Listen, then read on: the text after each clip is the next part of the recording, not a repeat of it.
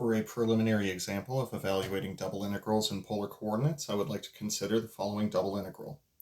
We're going to perform the double integral over the region D of x squared y dA, where D is the top half of the disk with center at the origin and a radius of 5. Now when you take a look at this integrand, there's not a whole lot about this integrand that indicates that you would want to convert to polar coordinates. Here's a pro tip for you. Never do that. Never look at an integrand and say, I'm going to let that decide what my coordinate system is. It is always going to be the region of integration that determines what the coordinate system you're going to use is. Now we've been told that we're dealing with a disk of radius 5, but that we are only interested in the top half of the disk. So this would be the region in question as far as D is concerned. Now, if you wanted to try setting this up using a rectangular coordinate system, I think that you would have some relative success integrating with respect to y first. Integrating the y would wind up with a y squared, and the square is going to go nicely with what this region would be in rectangular coordinates. So if you wanted to go with a type 1 region, you certainly could. We would say that y is bounded below by 0 and above by the top half of a circle of radius 5. Well, the equation of this circle would be x squared plus y squared is equal to 5 squared. Solving that for y would give you this for the top half of the circle. Then you could integrate x going from -5 to +5. However, since we have access to this fantastic new tool in the form of a polar region, why don't we talk about how to express this in terms of a polar region? So first off, R is your lateral region. So starting from the origin, how far or how many units does that go in the outward direction?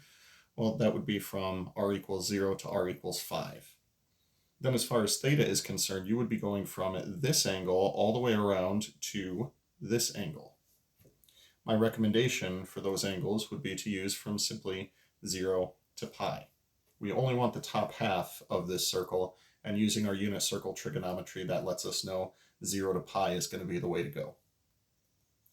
So I mentioned 3 different things that we need to convert for this integral. So this integral is going to be equal to, for the limits of integration, theta always goes last. That'll be 0 to pi. R goes first. That'll be from 0 to 5.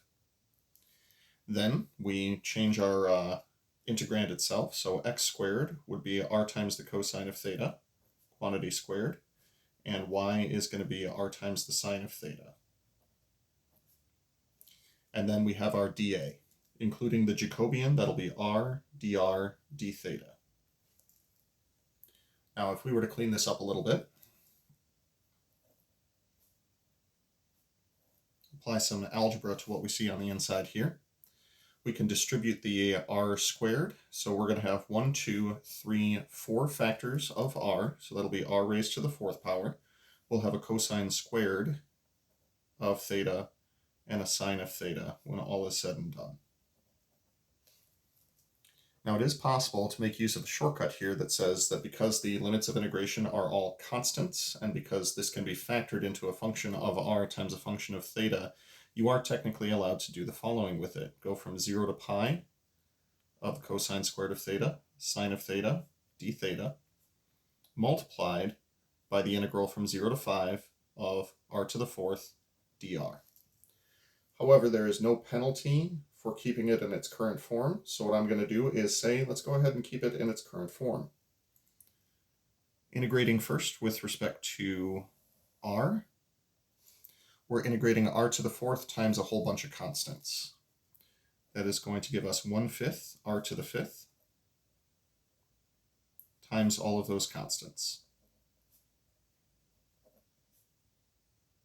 That'll be going from 0 to 5 d theta.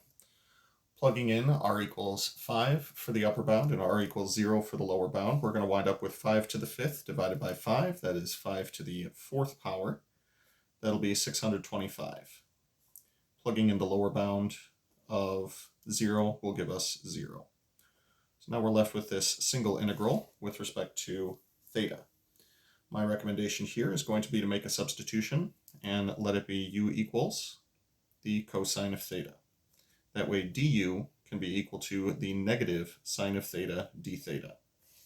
Now that does bring in an extra negative sign, which is no problem. So this will be negative integral from, the 625 can stay as is, 625, there we go. Cosine squared will become u squared.